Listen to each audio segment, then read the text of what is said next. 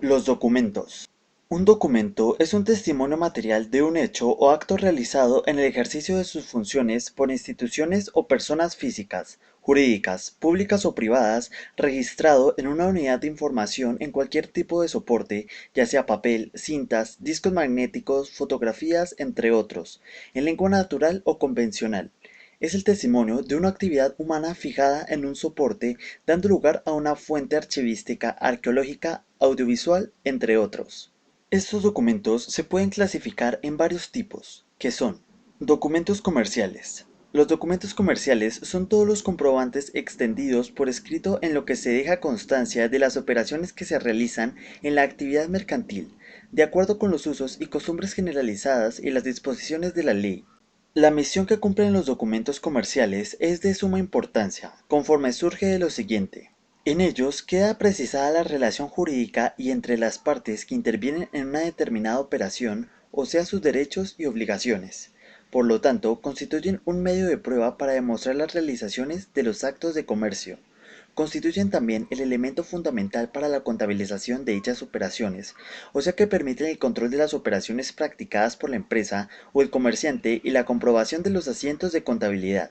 Entre estos tipos de documentos se pueden encontrar la carta. La carta es una comunicación escrita que se utiliza en las relaciones comerciales entre empresas y personas naturales, igualmente en las relaciones entre empresas y sus empleados. Es un documento que registra en forma escrita un mensaje o información a un destinatario. Además, se utiliza en las relaciones comerciales entre empresas o personas naturales con el propósito de realizar un servicio. Tipos de cartas. Hay varios tipos de cartas y entre ellas se pueden encontrar la carta comercial, que es aquella comunicación escrita que surge entre sí sobre cosas comerciales. La carta oficial, la cual es expedida por funcionarios de instituciones gubernamentales para tratar asuntos concernientes a las gestiones de la administración pública. La carta familiar, que es aquella que se utiliza para comunicarnos sobre cualquier familiar que se encuentre fuera de la ciudad. La carta de ventas, que es aquella comunicación que se envía a los probables clientes con el fin de inducir una acción que será de la compra. La carta de pedido, que es aquella carta que se envía por una empresa o pequeños proveedores con la finalidad de pedir o hacer un pedido de mercancías. Carta de empleo. Es aquella carta para solicitar una entrevista o presentar una hoja de vida y que se considere como un nuevo prospecto de empleo. La carta de recomendación, que es aquella que se hace para recomendar a alguna persona, la cual debe ir acompañada de la hoja de vida correspondiente. Y como esta y las anteriores, hay muchos otros tipos de carta. Otro documento comercial es el memorando, que es una comunicación escrita de carácter interno de una empresa que se utiliza para transmitir información, orientación y pautas de las dependientes locales, regionales, nacionales e internacionales. Aspectos generales del memorando. Se debe elaborar el contenido del memorando dejando en blanco la línea del destinatario, que se debe llenar individualmente, utilizando la combinación de correspondencia en el procesador de textos. El memorando no se dirige a un grupo, es personalizado. El tipo y el tamaño de letra deben facilitar la lectura del texto. El uso de resaltados, notas, al margen, rayas y subrayados afectan la presentación y conservación del documento. El uso de grapas y otros elementos metálicos aceleran el deterioro de este documento. La circular. La circular es una comunicación interna o externa de carácter general o normativo con el mismo texto o contenido dirigida a varios destinatarios. Clasificación. De acuerdo con el destinatario, las circulares se clasifican en circular interna o general. Es la comunicación con el mismo contenido utilizada para dar a conocer internamente las actividades de la entidad, normas generales, cambios, políticas, disposiciones, órdenes y asuntos de interés común, entre otros. Segundo, carta circular o carta externa, que es la comunicación con el mismo texto utilizada para dar a conocer a su cliente, proveedores o distribuidores, productos, servicios y otras informaciones de carácter general. El acta. El acta es un documento que consta en lo sucedido, tratado y acordado en una reunión.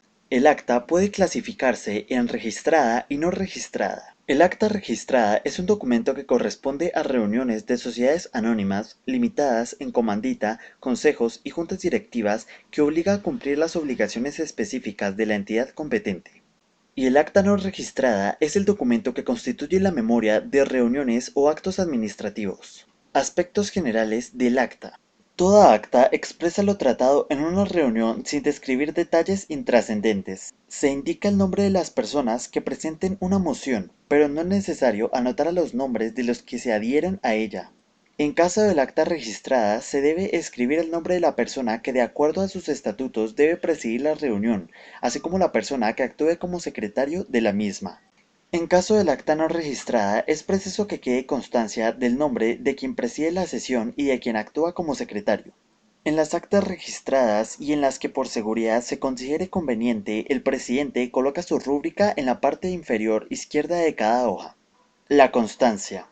La constancia es un documento de carácter probatorio en el que se describen hechos y circunstancias que no requieren solemnidad, se clasifican de acuerdo con el hecho o acto que se prueba y puede ser tiempo de servicio, experiencia, salarios u horarios, clase de trabajo, jornada laboral, cumplimiento de comisiones, comportamiento y desempeño laboral. Clasificación de la constancia.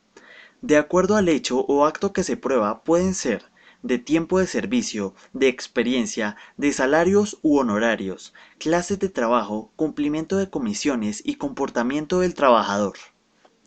Los certificados. Los certificados son documentos de carácter probatorio, público o privado, que se aseguran de la veracidad, la legalidad de un hecho o acto solemne, un acontecimiento acompañado de las formalidades necesarias, válidas para su elaboración, por ejemplo, un acta judicial, ceremonial o un juramento. Clasificación de los certificados. De acuerdo al hecho o acto que se prueba, pueden ser certificaciones obtenidas dentro de periodos académicos. Diploma conferido por una institución o documento que establece un privilegio o premio. Asistencia a congresos, cursos o seminarios. Registros civiles de nacimiento o de defunción. Documentos de identidad. Certificados de aseguramiento de calidad. Bonos, becas o donaciones. Créditos, préstamos u otras transacciones. Y resultados de exámenes médicos. Aspectos generales de los certificados. Papelería especial. Los títulos conferidos por universidades o colegios, así como los certificados de asistencia a congresos, cursos o seminarios, se elaboran en papel o cartulina especiales diseñados para tal efecto. Para certificados y constancias de rutina en empresas e instituciones se puede utilizar un formato preimpreso. Registro de diplomas en entidades educativas. El Ministerio de Educación Nacional autorizó a las universidades y colegios para registrar directamente en sus instituciones los títulos académicos que confieren. Los informes. Los informes son documentos que describen o dan a conocer el estado de cualquier actividad, estudio o proyecto de carácter administrativo. Estos informes están constituidos por un encabezamiento, que son las palabras fijas que sirven de guía para establecer el inicio del documento, un número consecutivo, que es la identificación consecutiva del documento, y una razón social, que es el nombre que identifica una empresa. Y como último documento comercial, las comunicaciones recibidas, que este a su vez se puede dividir en tres que son comunicaciones oficiales recibidas. Las comunicaciones oficiales que ingresan a las instituciones deberán ser revisadas para verificar las competencias, los anexos y los datos de origen del ciudadano o entidad que los remite. Estas comunicaciones pueden ser internas o externas. Las internas son aquellas comunicaciones que se generan en cada oficina con destino a las diferentes dependencias de la misma entidad o las ubicadas en las distintas sedes. Los tipos documentales básicos para el curso de las comunicaciones oficiales internas en las entidades tanto enviadas como recibidas son el memorando y la circular. Y las comunicaciones oficiales externas son las comunicaciones oficiales que ingresan y que deben ser revisadas para verificar la competencia, los anexos y el destino y los datos de origen del ciudadano o entidad que la remite, dirección como se debe enviar respuesta, asunto o referencia.